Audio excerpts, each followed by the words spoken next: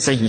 اس طرح سے میرے عزیزوں، میرے دوستوں، عجیب و غریب موقف تھا حضرت امام احمد بن حنبل کے تعلق سے. کچھ لوگ یہ کہتے ہیں کہ امام صاحب کو تقیہ کر لینا چاہیے تھا، یعنی جان بچانے کے لیے کہہ دینا چاہیے تھا، اتنا ظلم برداشت کرنے کی کیا ضرورت تھی.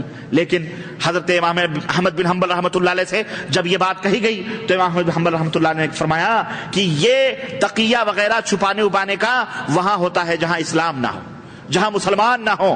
وہاں آدمی اپنے ایمان کو بچانے کے لیے جھوٹ بول سکتا ہے، لیکن جہاں اسلام کی حکمرانی ہو، جہاں مسلمان حکمراں ہو، وہاں ایمان کو چھپانا حرام ہے. وہاں امر بالمعروف اور نہی عن المنکر کے اوپر ڈٹ جانا یہ اللہ اور اس کے رسول کا پیغام ہے، وہاں نہیں چھپا سکتے. چنانچہ امام احمد بن حنبل اسی طرح سے اس آزمائش کے اندر رہے.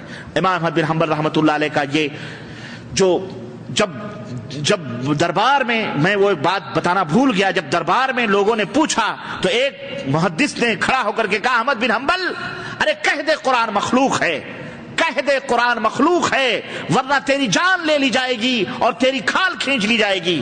امام احمد بن حنبل نے کہا میں کہہ تو دوں لیکن نبی کریم صلی اللہ علیہ وسلم کی یہ پیاری امت جو دروازے کے باہر کھڑی ہوئی ہے، یہ اسی انتظار میں کھڑی ہوئی ہے کہ جو احمد بن حنبل کہے گا وہی ہم بھی کہیں گے.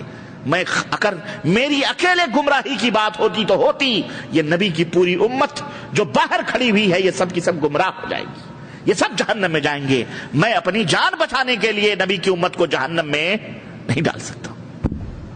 اس وقت سے جب یہ حق کا آوازہ بلند ہوا، حضرت امام احمد بن حنبل کو یہ خطاب دیا گیا امام اہل السنہ والجماعہ، یہ اہل السنہ والجماعہ کے امام. اور ان کی گزر بسر غریبی آپ کو پتا ہے، معیشت حضرت امام احمد بن حنبل کے بارے میں آتا ہے اتنے غریب تھے یہ، اور احادیث کی خدمتیں کرتے تھے، لیکن کبھی بھی کسی سے ایک پیسہ بھی نہ قرض لیا، نہ کسی سے ادھار لیا، نہ کسی کا عطیہ اور ہدیہ انہوں نے قبول کیا. ایک دفعہ ایک محدث کہتے ہیں کہ بہت دنوں تک امام احمد بن حنبل غائب تھے، ہمیں نظر نہیں آئے.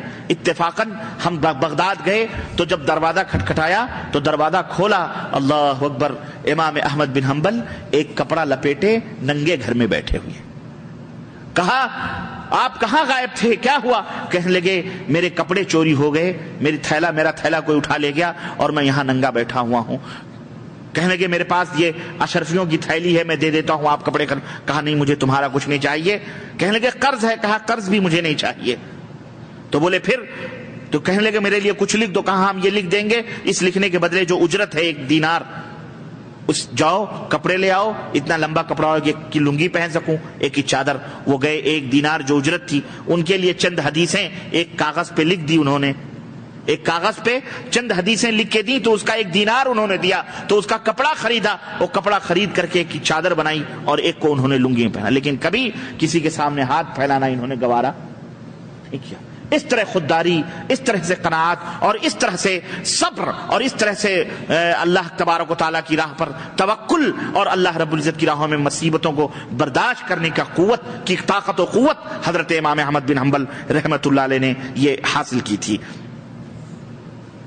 امام احمد بن حنبل کے والد نے کوئی جائیداد نہیں چھوڑی تھی، ایک کارخانہ تھا تھوڑا بہت وہی، اور اس کبھی کبھی کپڑے بننے کا تھا چھوٹا سا، اسے کپڑے وغیرہ بن کر کے امام احمد بن حنبل اپنے خرچے برچے چلاتے تھے. نہیں تو کبھی کبھی ایسا بھی ہوتا تھا، کہتے ہیں کہ کھیتی باڑی جو ہوتی تھی تو کھیتیوں میں بعض غلے ایسے نکل جایا کرتے تھے، چھوڑ دیتے تھے لوگ، تو امام احمد بن حنبل رحمۃ اللہ علیہ بعد میں جا کر کے جھاڑو لگا کر کے غلے جمع کرتے تھے کھیتیوں میں جا کر کے.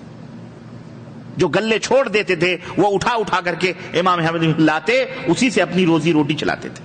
کبھی کبھی بغداد کی گلیوں میں یوں ہی وہ حمالی کرتے تھے، لوگوں کے سامان اٹھا کر کے یہاں سے وہاں سے وہاں، رات میں تو پھر وہ پیسے ملتے تھے تو گزر بسر ہوتا تھا.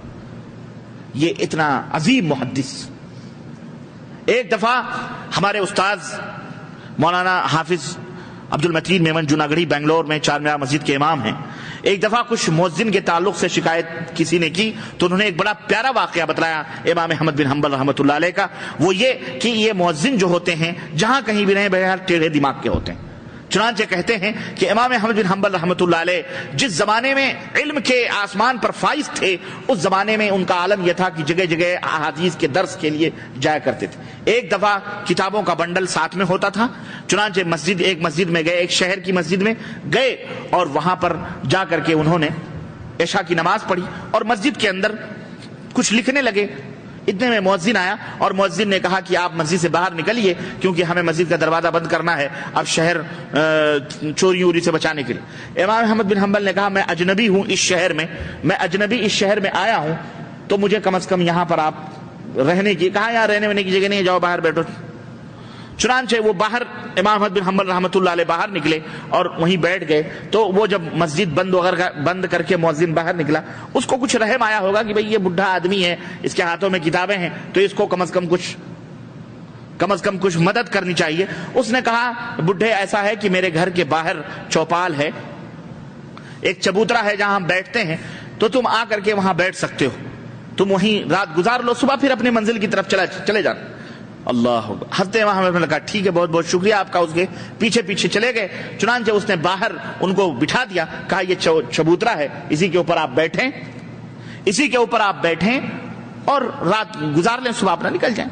چنانچہ یہ مؤذن جب اپنے گھر کے اندر گیا تو اپنے بیٹے سے اس نے کہا کھانا وغیرہ کھانے کے بعد جو کھانا بچا تو بیٹے سے کہا کہ بیٹا باہر ایک کوئی پردیسی آیا ہوا ہے، بڈھا بیٹھا ہوا ہے، کتابیں وغیرہ ہیں اس کے پاس یہ جو پڑی اڑی روٹیاں ہیں لے جا کے دے دو، کیا پتا بھوکا ہو کھا لے گا۔ بچے نے پورا، لڑکا تھا اس کا، جوان لڑکا بیٹا تھا، اس نے پورا جب جو بچا کھچا کھانا تھا اس نے اٹھایا، اور جب دروازے سے باہر نکلا اور جب باہر نکل کے سامنے جا کر کے دیکھا جھانک کر کے، تو اس کے ہاتھوں کے طوطے اڑ گئے اور وہ الٹے قدم واپس لوٹا اور اس نے کہا ابا حضور جانتے ہو وہ باہر کون بیٹھا ہے؟ کہا کون ہے؟ کہا ابا جس کی محبت میں آپ شب و روز اس سے حدیثیں سننے کے لیے بے چین و بے قرار ہیں، اور جس کے لیے آپ اللہ سے یہ دعا کرتے ہیں کہ اللہ مجھے موت اس وقت تک نہ دے جب تک احمد بن حنبل کی زیارت نہ کر لوں۔ ارے وہ امام احمد بن حنبل ہیں جو دروازے پہ بیٹھے، امام احمد بن حنبل ہیں، وہ بیٹھے ہیں دروازے پہ۔ بڈھا کانپ گیا، لرز گیا، آ کے پیروں پڑ گیا، کہا امام آپ اندر تشریف لے چلیے۔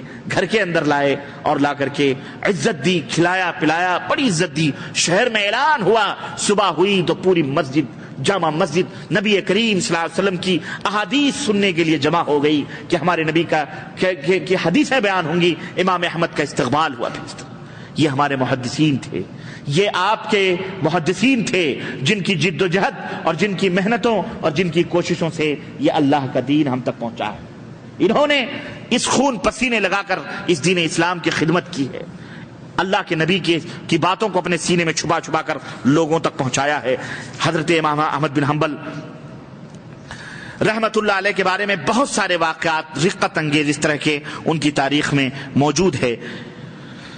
ایک دفعہ حضرت امام شافعی رحمت اللہ علیہ جب حضرت احمد بن حنبل نے کہا کہ میں یمن میں جا کر کے کچھ علم حاصل کرنا چاہتا ہوں، امام شافعی رحمت اللہ علیہ نے کہا کہ میں آپ کو یمن میں ایک قاضی کی ضرورت ہے، میں وہاں خط لکھ دیتا ہوں، آپ وہاں جا کر کے عبد الرزاق ابن حمام کے یہاں آپ درس حدیث بھی لیں اور قاضی امامت بھی، وہاں قاضی کے عہدے پر بھی بیٹھیں۔ امام احمد نے کہا یہ نہیں ہو سکتا مجھ سے، اور نہ ہی مجھے کوئی دینار نہ کوئی درہم چاہیے۔ چنانچہ بہت سفارش کی، امام شافعی جبکہ استاد تھے اور بہت مانتے تھے، امام احمد بن حنبل رحمۃ اللہ نے فرمایا کہ اگر آئندہ آپ نے ایسی کوئی بات کی تو میں آپ کی خدمت میں کبھی حاضر نہیں ہوں گا، مجھے کسی کے مال و دولت کی ضرورت نہیں ہے۔ بڑے بڑے بادشاہ، بڑے بڑے خلفاء، اس کے بعد واسق کے بعد جس کا دور آیا متوکل کا، تو اس نے کیا کیا، اس نے یہ تمام سب مشقتیں ختم کر دی، یہ عذاب دینا چھوڑ دیا اور احمد بن حنبل رحمۃ اللہ علیہ کی عزت کرنا شروع کی۔ جو اس کے بعد اس کا بیٹا یا اس کا بھائی تھا متوکل، جب وہ آیا اور ہیرے جواہر لا کر کے حضرت احمد بن حنبل رحمۃ اللہ علیہ کے قدموں میں ڈال دیے. احمد بن حنبل نے کہا مجھے اس کی کوئی ضرورت نہیں, میں پہلے جیسا تھا میں ویسے. غرض اس طرح سے میرے عزیزو ان کے واقعات, ان کی جو اپنی تاریخ اور ان کا جو علم اور ان کی جو سیرت ہے, اللہ اکبر. چنانچہ حضرت احمد بن سعید الرازی, امام احمد کا علم کیا تھا, ذرا ان کے زمانے کے استاذ اور ان کے دور کے جو محدثین ہیں ان کی باتیں سنو, وہ کیا کہتے ہیں. حضرت احمد بن سعید رازی ان کے بارے میں کہتے ہیں کہ میں نے کسی نوجوان کو رسول اللہ صلی اللہ علیہ وسلم کی حدیث کا پختہ مغز حافظ اور فقہ کا نقطہ جاننے والا عالم احمد بن حنبل سے زیادہ میں نے کسی کو نہیں پایا. حضرت امام شافعی جبکہ استاد ہیں امام احمد بن حنبل رحمۃ اللہ علیہ کے, وہ کہتے ہیں کہ صحیح حدیثوں کے اے احمد بن حنبل, صحیح حدیثوں کے تم ہم سے زیادہ جانکار ہو, صحیح حدیثوں کے تم ہم سے زیادہ جانکار ہو. جب تم تک کوئی صحیح حدیث پہنچ جائے تو مجھے بھی بتا دیا کرو.